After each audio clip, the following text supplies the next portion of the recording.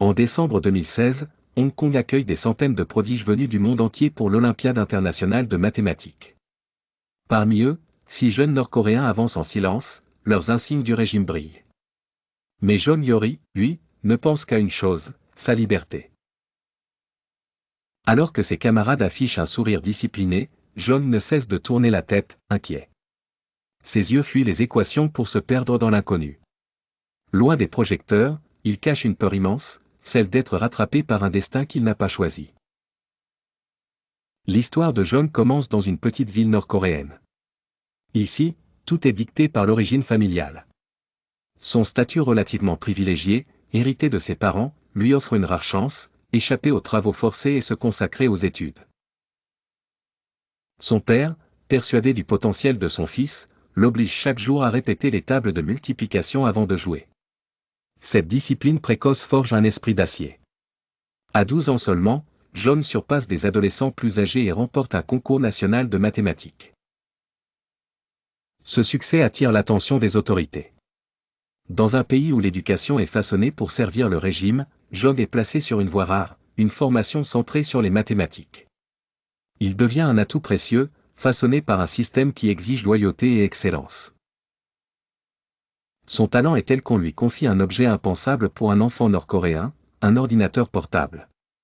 Privé d'Internet, souvent privé d'électricité, il le maintient en vie grâce à un panneau solaire qu'il construit lui-même et un générateur bricolé. Les années passent, et sa maîtrise impressionne. Le régime le sélectionne pour représenter la Corée du Nord à l'Olympiade internationale de mathématiques. Pour le pays, ce concours n'est pas un jeu, c'est une question de prestige national, une arme politique. La préparation est brutale, des heures interminables d'exercice, entourées de mathématiciens triés sur le volet. Mais derrière les équations, l'objectif est clair, former des jeunes patriotes prêts à honorer la patrie sur la scène mondiale, coûte que coûte. Son premier voyage à l'étranger, en Colombie, bouleverse tout. Pour la première fois, il découvre un monde éclairé, des villes immenses et des voitures à perte de vue. Il réalise à quel point son pays l'a isolé, enfermé dans une cage invisible. L'équipe nord-coréenne brille, décrochant la 5e place mondiale. Jeon, lui, repart avec une médaille d'argent. Un triomphe immense pour un jeune de son âge, mais une déception pour le régime, qui attendait l'or. Les félicitations sont teintées de reproches. En rentrant, Jeon s'interroge. Pourquoi tant d'efforts pour l'entraîner? Pourquoi cette obsession du régime pour ses capacités? Le portable qu'on lui a offert, les moyens investis. Il devine qu'il n'est qu'un pion dans une partie plus vaste. La réponse se dessine, la Corée du Nord n'investit pas seulement dans des médailles. Depuis les années 1970, le pays forme en secret une armée numérique. D'abord destinée à moderniser les usines, cette stratégie devient une arme invisible, le cyberespionnage. Dans les années 90, Kim Jong-il fonde le Korea Computer Center, une forteresse numérique où naissent logiciels, systèmes et cyberattaques. L'endroit devient une école d'élite, façonnant des génies voués à la guerre informatique au service de l'État. Avec Kim Jong-un, cette stratégie s'intensifie. Les sanctions étranglent l'économie, et le cyberespace devient un terrain lucratif. Banques, entreprises, crypto-monnaies, tout est ciblé. Les attaques rapportent des millions, finançant missiles et projets secrets. Parmi ces attaques, certaines secouent le monde, Sony Pictures en 2014, la Banque du Bangladesh en 2016. Le groupe Lazarus, bras armé numérique de Pyongyang, impose sa signature, laissant derrière lui chaos et pertes colossales. Lazarus n'est pas un mythe. Son premier coup connu, en 2009, vise directement le gouvernement sud-coréen. Depuis, ses méthodes hameçonnage, malware, manipulation sociale sont étudiées par toutes les puissances inquiètes de cette menace invisible. Les États-Unis sanctionnent des membres identifiés, comme Park Jin-hyok, accusé d'avoir orchestré Sony et la Banque du Bangladesh. Mais Park, toujours en Corée du Nord, demeure intouchable, symbole d'un régime qui protège ses soldats numériques. Derrière ces figures, un système implacable, des enfants détectés dès le plus jeune âge, triés par leurs résultats en mathématiques et sciences. Ceux qui brillent, comme Jeon, sont envoyés dans des centres fermés, où le cyber devient leur seul horizon.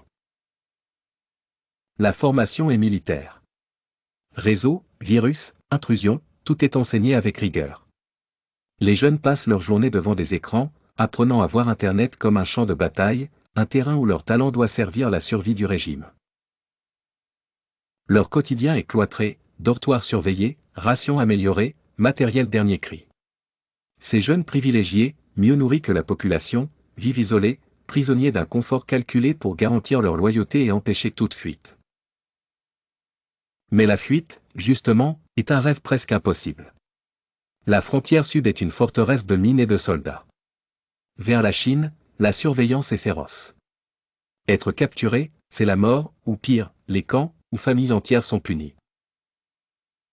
La propagande achève le travail, on dépeint l'étranger comme un enfer. On glorifie le régime malgré la faim.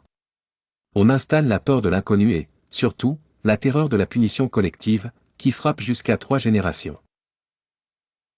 Pour Jong, le cauchemar devient concret après 2015.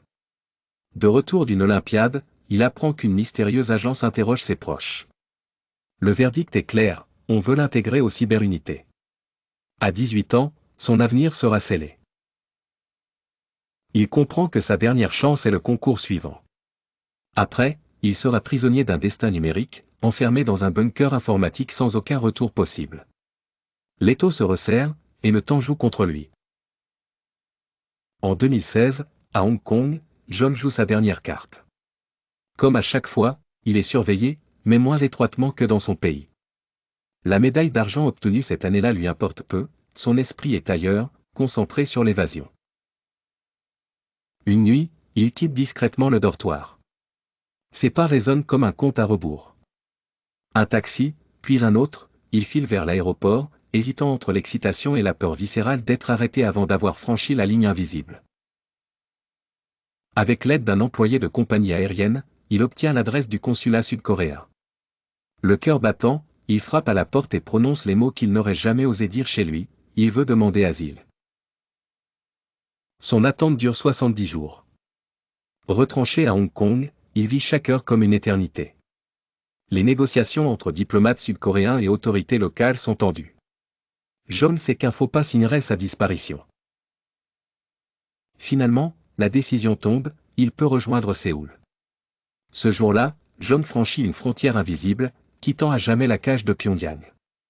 Mais il laisse derrière lui sa famille, condamnée à un silence qu'il ne pourra jamais briser. Furieux, le régime suspend pendant 2 ans sa participation aux Olympiades.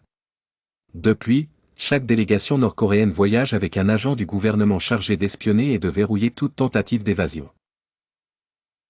Aujourd'hui, Jong vit sous un nom sud-coréen. À Séoul, il poursuit ses études en mathématiques, cette passion née d'un père exigeant, mais utilisée par Pyongyang comme une arme. Sa nouvelle vie est un fragile équilibre entre espoir et culpabilité.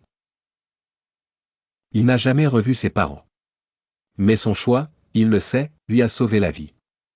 Son histoire illustre la force de la liberté face à un régime de fer. Derrière chaque équation, il n'y avait pas seulement des chiffres, mais un combat pour exister.